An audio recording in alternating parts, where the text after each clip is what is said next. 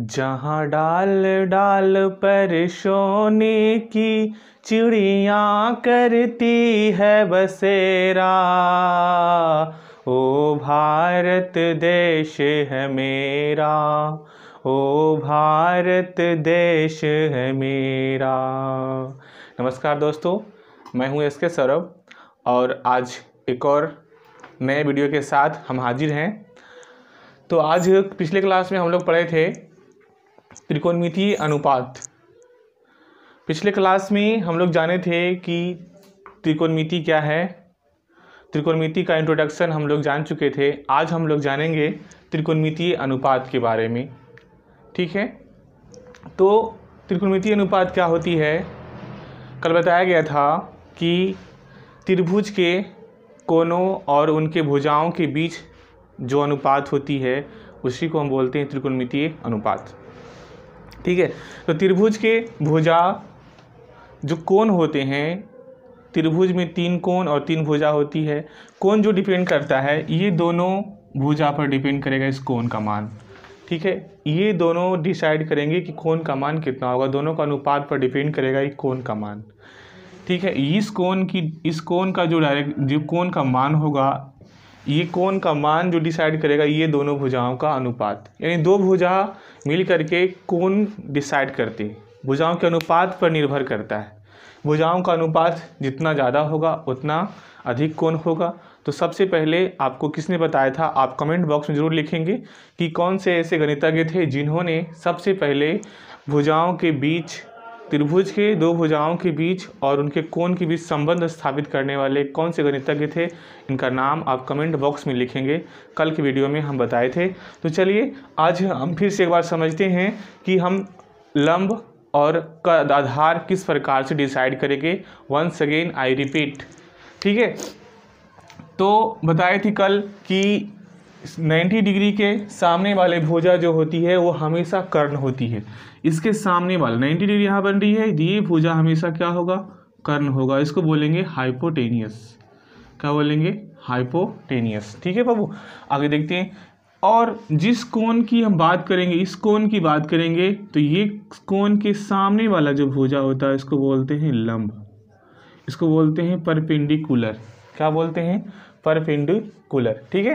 तो ये तीनों भुजाओं का, और जब लंब कर्ण जब जो बच गया वो क्या होगा, आधार होगा। जिस भुजा पर कोण बनती है उस भुजा को हम बोलते हैं आधार, ठीक है। जिस भुजा पर यहाँ कोण बन रही है, इस भुजा पर कोण बन रहा है, ये तो कर्ण है, तो ये क्या हो जाएगा, आधार। इसको बोलते हैं बेस। अंग्रेजी में क्या बोलेंगे, बेस। परपेंडिकुलर, बेस और हाइपोटेनियस, ओके। तो चलिए आप यहाँ बताइए कर्ण कौन होगा। 90 डिग्री के सामने वाला भुजा ये होगा कर्ण, इसको बोलेंगे एच, ठीक है। और यहाँ कोण, इस कोण की बात करें तो इस कोण के सामने वाली भुजा कौन होगी, ये, तो ये हो जाएगा लंब, परपेंडिकुलर। यदि आप समझ रहे हैं तो आप जरूर कमेंट बॉक्स में एस लिखेंगे। और जहाँ पे कोण बने, यदि यहाँ इस भुजा पर कोण बनी है तो ये हो जाएगा आधार। ध्यान रखेंगे, बेस बोलते हैं इसको, ठीक है। इसी प्रकार से आप बताएंगे यहाँ पर कि इसमें कौन कर्ण होगा, तो कर्ण कौन होगा, ये भुजा कर्ण कहलाएगी। 90 डिग्री के सामने वाले भुजा को हम बोलेंगे कर्ण। और थीटा की बात ये किया है तो ये कर्ण है, तो ये क्या हो जाएगा, आधार हो जाएगा। और इसके सामने वाले भुजा को हम क्या बोलेंगे, लंब बोलेंगे। आपको दिख रहा होगा, ठीक है, लंब बोलेंगे, इसको बोलेंगे हम लोग पी, ओके। तो अब हम लोग समझ चुके हैं कि लंब, आधार और कर्ण का डिसाइड आप लोग कर लेंगे। तो चलिए एक बार देख लेंगे, आप लोग समझ चुके होंगे, तो रफ करते हैं इसको। तो आइए समकोण त्रिभुज के बारे में जान लेते हैं। तो समकोण त्रिभुज पता है आप लोगों को कि समकोण त्रिभुज क्या होती है, कि वैसे त्रिभुज जिसका एक कोण 90 डिग्री का होता है उसे हम बोलते हैं समकोण त्रिभुज। और समकोण त्रिभुज में 90 डिग्री के सामने वाले भुजा को हम बोलते हैं कर्ण, ठीक है। 90 डिग्री के सामने वाले भुजा को हम बोलेंगे कर्ण, ठीक है। इसको एच कहेंगे, हाइपोटेनियस। और हम इस कोण की बात कर रहे हैं, ये कोण थीटा मान लेते हैं कि इस कोण का निर्धारण होगी, इस भुजा पर डिपेंड करेगा। तो इसको क्या बोलेंगे हम? आधार, आधार बोलेंगे। इसके सामने वाले भुजा जो बताए थे, कोण के सामने वाला भुजा, ये क्या हो जाएगा बताइए आप लोग, क्या हो जाएगा? लंब। क्या हो जाएगा? लंब, पी बोलेंगे। तो आइए जान लेते हैं कुछ। एक तो गणितज्ञ थे पाइथागोरस महोदय के द्वारा एक प्रमेय दी गई थी। उन्होंने वे बताए थे कि क्या होता है कि जो समकोण त्रिभुज में सबसे बड़ी भुजा होती है कर्ण, ठीक है, और कर्ण जो होती है वो शेष दो भुजाओं के वर्गों के योगफल के बराबर होता है। कर्ण का जो वर्ग होगा वो शेष दो भुजाओं के वर्गों के योगफल के बराबर होती है, ठीक है। तो एक बार हम आप लोगों को बता देते हैं यहाँ पाइथागोरस प्रमेय। पाइथागोरस प्रमेय, सबसे बड़ी भुजा कौन है? AC। तो AC का जो वर्ग होगा शेष दो भुजा यानी कि BC का स्क्वायर प्लस AB के स्क्वायर के बराबर होगा। यानी इसका नाम दिया जाए तो हम AC को क्या बोलेंगे? कर्ण। क्या बोलेंगे हम? कर्ण। स्क्वायर जो होगा वो BC क्या है? आधार। तो आधार का स्क्वायर प्लस AB क्या है? AB है लंब, तो हो जाएगा यहाँ पे लंब का स्क्वायर। यदि अंग्रेजी में बात करें, H कर्ण को क्या बोलते हैं? H। तो H का स्क्वायर, चलिए छोटा लिखते हैं, H का स्क्वायर जो होगा वो बेस प्लस P, B है, B square plus P square. तो ये आप डिनोट करेंगे कॉपी में, ठीक है। ये काफ़ी इम्पोर्टेंट है, ये आपके लिए बार बार इसका उपयोग किया जाएगा आने वाले समय में, तो आप इसे याद भी कर लेंगे और कॉपी में डिनोट भी कर लेंगे। तो चलिए रफ करते हैं इसको। तो चलिए देखते हैं, ये समकोण त्रिभुज, एक समकोण त्रिभुज में तीन भुजाएं होती है और तीन कोण होते हैं। तो इस समकोण त्रिभुज में तीन भुजाओं से कितने अनुपात बनाए जा सकते हैं, आप बता सकते हैं? यदि ये तीन भुजाओं को अनुपात में लिया जाए, यानी कि अनुपात का मतलब भागा किया जाए, ठीक है, तो इस प्रकार से कितने अनुपात बन के तैयार होंगे। तो चलिए देखते हैं हम लोग कि कितने अनुपात बनते हैं। बताए थे इसी पिछले क्लास में हम कि जो भी अनुपात है भुजाओं के बीच, जो कोण का जो निर्धारण है, कोण का जो रिलेशन है भुजाओं के अनुपात से संबंधित है।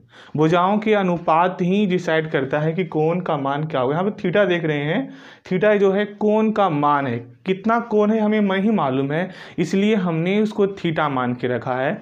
ये कोण का मान कितना है ये नहीं पता है, इसीलिए यहाँ पे थीटा रखी गई है, ठीक है। आपको डरना नहीं है कि थीटा क्या है, इसको थीटा पढ़ेंगे, ठीक है। और थीटा जो है कोण का मान निर्धारण करने के लिए दिया गया है, ठीक है। तो चलिए हम देख लेते हैं कि एक समकोण त्रिभुज के तीन भुजा, 1 2 3, AB BC और AC, तीन भुजाओं से कितने अनुपात बनाए जा सकते हैं, इसके अभी चर्चा कर रहे हैं। चलिए देख लेते हैं। यदि हम ये दोनों भुजा, यदि हम इसकी और इसकी बात करें, ठीक है, ये क्या है? कर्ण है, और ये क्या है? आधार है, और ये क्या है? लंब है, ठीक है। तो चलिए देख लेते हैं कि एक समकोण त्रिभुज में तीन भुजाएं होती है और तीन कोण होती है। तो क्या एक समकोण त्रिभुज में कितने अनुपात बनाए जा सकते हैं? तीन भुजाओं से कितने अनुपात बनाए जा सकते हैं, आप लोग बता सकते हैं? तो आप देखेंगे क्या कि एक भुजा, दो भुजा, तीन भुजा, क्या ये तीन भुजाओं से अनुपात बनाया जा सकता है? अनुपात का मतलब होता है कि ये दोनों भुजा को भागा देना है, ये दोनों भुजा को भागा देना है, ये दोनों भुजा को भागा देना है। इस प्रकार से ये तीन भुजाएं हैं और तीन भुजाओं से कितने अनुपात बनाए जा सकते हैं, यही होगा त्रिकोणमितीय अनुपात, ठीक है। तीन भुजाओं से जो अनुपात बनकर तैयार होगा उन सभी को हम बोलेंगे त्रिकोणमितीय अनुपात। तो इस प्रकार से देखा जाता है कि तीन भुजाओं से कुल संभव 6 अनुपात बनाए जा सकते हैं। तो आपसे पूछा जाएगा कि कितनी त्रिकोणमितीय अनुपात है, तो 6। कितने हैं? 6। अभी चर्चा करेंगे 6 के बारे में। तो चलिए जुड़ते हैं, देखते हैं यहाँ पर कि यहाँ लिखा हुआ है कि एक समकोण त्रिभुज के 3 भुजाओं से 6 संभव अनुपात बनाए जा सकते हैं। इससे ज़्यादा अधिक संभावना नहीं है, 6 अनुपात बनाए जा सकते हैं। तो इसी 6 अनुपात को हम बोलते हैं त्रिकोणमितीय अनुपात।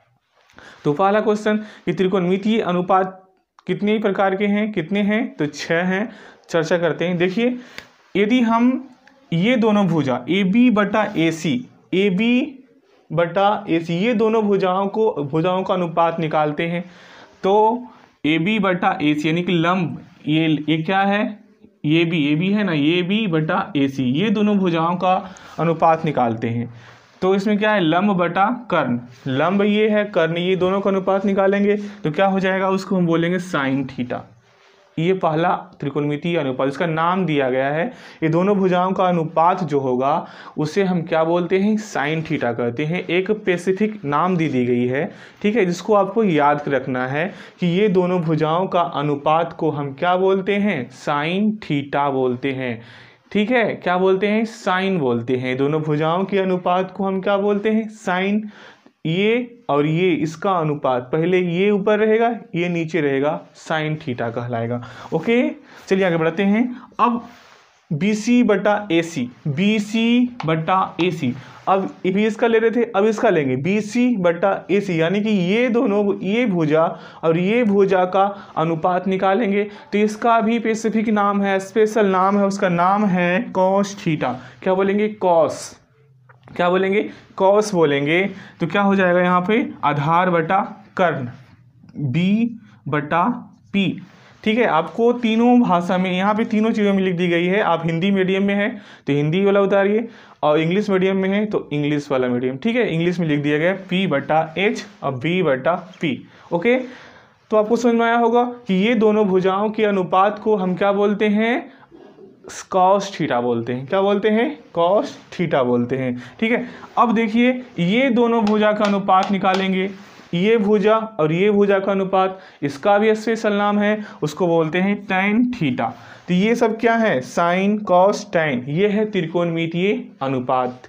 अब इधर चर्चा करते हैं। अब इसका जस्ट उल्टा देखा जाए, देखिए, यदि उलट देंगे, इसको यहाँ लाएंगे, इसको यहाँ लाएंगे, क्या ये अनुपात बनेगा कि नहीं बनेगा, इसका मान अलग होगा, उसका अनुपात का मान अलग होगा।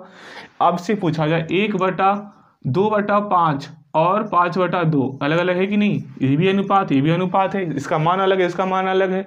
तो इस प्रकार से एक और अनुपात यहाँ से निकल के आएगा, इसको हम क्या बोलेंगे, AC बटा AB, AC बटा AB, इसका भी नाम है, क्या बोलते हैं, कौशिक थीटा। क्या बोलते हैं इसे, कौशिक थीटा। आपको बस नाम याद कर लेना है, हम एकदम आराम से याद करा देंगे, टेंशन लेने की जरूरत नहीं है। आप ट्रिक देंगे आपको कि कैसे याद करना है, बहुत आसान ट्रिक है। ठीक है, चलिए बने रहिए हमारे साथ।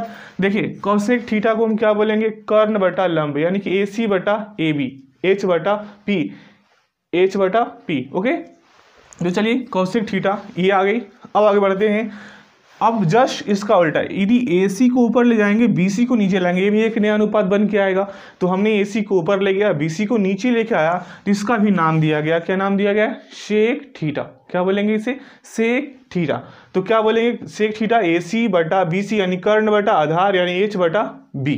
ठीक है, तो AC यानी कि कर्ण और बटा आधार, ये दोनों का अनुपात जो होगा वो क्या कहलाएगा, पहले ये लिखेंगे फिर ये लिखेंगे, उसे हम क्या बोलेंगे, सेक थीटा बोलेंगे। क्या बोलेंगे बाबू, सेक थीटा। ओके, आगे बढ़ते हैं हम लोग। अब देखिए यहाँ पर, ये पहले ये लिखे थे, अब ये लिखेंगे और ये लिखेंगे, आधार बटा कर्ण, ये भी एक नया अनुपात बन के आएगा। ठीक है, तो इसका नाम दिया गया है कॉट थीटा। इस प्रकार से 6 त्रिकोणमितीय अनुपात आपके सामने है, आपको याद रखना है। और याद करने का अभी तुरंत एक नया ट्रिक आपके सामने लेके आ रहे हैं, बने रहिए हमारे साथ।